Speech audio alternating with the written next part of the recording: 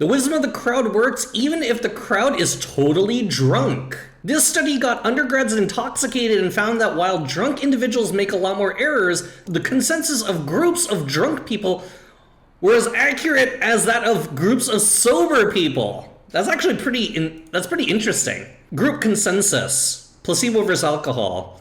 As individuals voted, they were worse than, they had more errors than people who were sober on the individual level. But group, in aggregate, they were equivalent. Now, what does this remind you of, chat? What does this remind me of?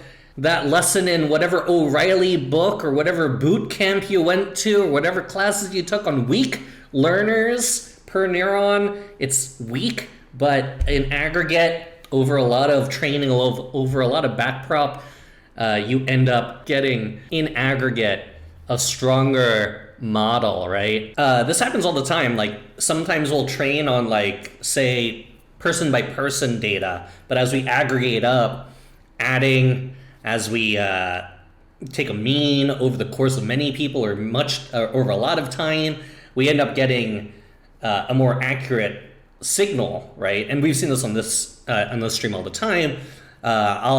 In that exclamation YouTube, on my YouTube tutorial on how to make your first predictive model for NFL, football touchdowns per quarterback or per receiver, it's a little variable, but when you add it all together over the course of a season, it ends up being pretty accurate. Even if the model isn't so good game to game or play to play, over the course of time, over the course of a lot of data, over the course of a lot of things voting together, you end up getting the right answer. So that's really interesting. And this isn't the first time they've studied like the effects of college students in alcohol paradigms, right? I remember not too many years ago, there was this interesting study done by two kids in their science fair. The effects of texting on Mario Kart performance. This was interesting because it was conducted by two kids, and they had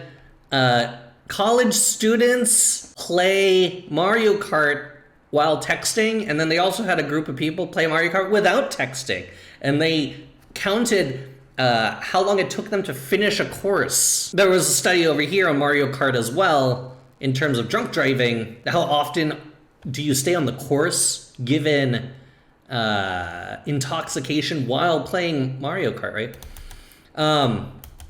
So this isn't the first time we've seen like undergrad getting drunk research. When are they better? When are they not better, right? And in this case, the buddy system prevails. And that's important. As a group, even when drunk, you can kind of aggregate your way to a good decision. And I think that's important to know. So buddy system when you go out drinking and partying. How do I become more confident if I am trying to riz a treesh? Oh,